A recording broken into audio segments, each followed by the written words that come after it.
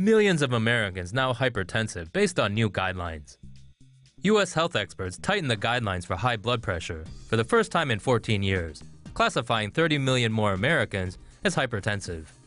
High blood pressure was once defined as a reading of 140/90, but has recently been lowered to 130/80.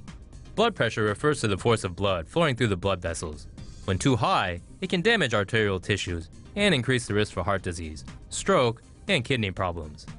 Under the old guidelines, 32% of U.S. adults had high blood pressure. With the new lower threshold, 46%, or 103 million Americans, are now considered hypertensive. Normal levels are pegged at less than 120/80, and lifestyle changes are recommended for those with elevated BP. Medication is given to patients with stage 1 hypertension who are at risk, while those at stage 2 are given 2 different classes of medicine. Since hypertension is a silent killer, experts want to help people get the condition under control earlier and place a strong emphasis on making healthier life choices. Trying to be healthier? Might want to watch out for these things too. Death by caffeine. A South Carolina teen is dead after a combo of caffeinated drinks triggered a fatal heart issue in his normally healthy heart. Davis Allen Kripe collapsed in class on April 26th and died just an hour later. The 16-year-old had consumed multiple caffeinated drinks that day and died from a caffeine-induced cardiac event, otherwise known as abnormal heart rhythm. A healthy adult can safely ingest as much as 400 milligrams of caffeine daily, equivalent to either 4 cups of coffee, 10 colas, or 3 to 5 energy drinks.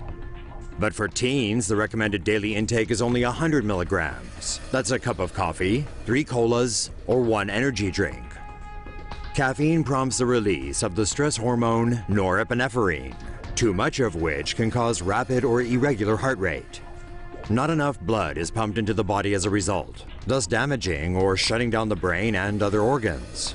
People who have died from caffeine overdoses also experienced seizures, with some reportedly choking on their own vomit. Caffeine does have certain benefits, and the vast majority consume it with no negative effects. But experts warn it should be taken in moderation, especially for kids and adolescents. Sitting is the new smoking.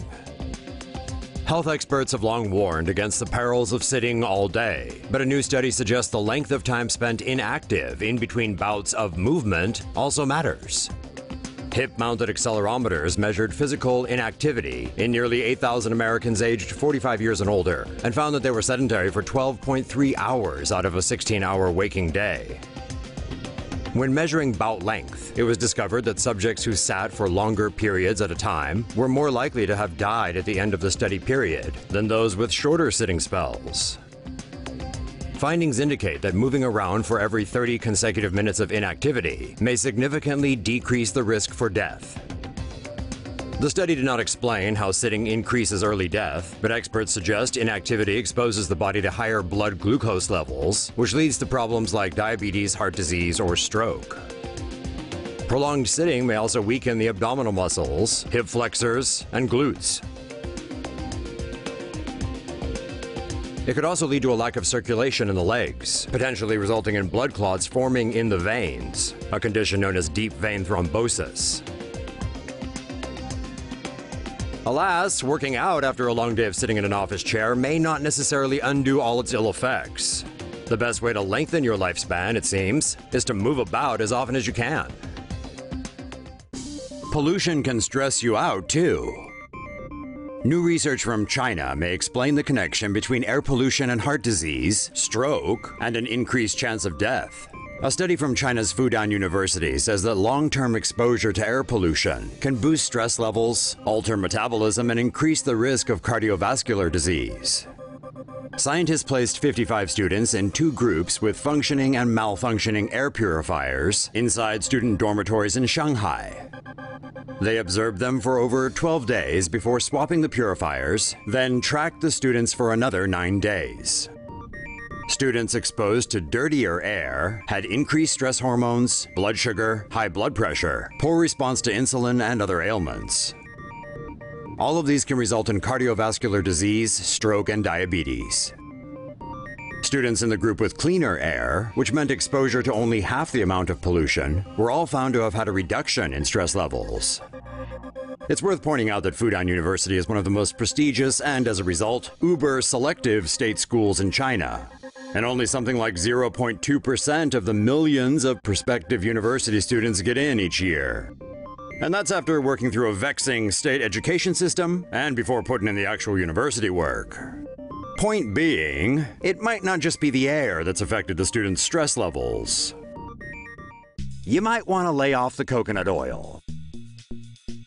Health food enthusiasts and hipsters have long sworn by the many benefits of coconut oil. But according to the American Heart Association, it may not actually be all that good for you.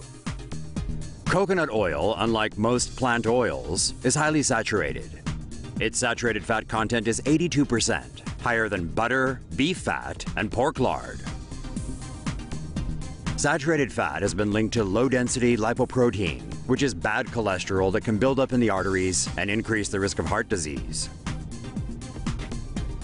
The American Heart Association recommends eating less saturated fat, replacing them instead with unsaturated plant oils, nuts, and seeds. Still, coconut oil has been known to raise good cholesterol levels. And while the evidence doesn't say increased consumption leads directly to heart disease, the fact remains that it contains plenty of saturated fat. So as with all things, it may best be taken in moderation. Frank Sachs was the lead author of the report debunking the idea that coconut oil is a health food. While speaking to USA Today, his advice was, you can put it on your body, but don't put it in your body.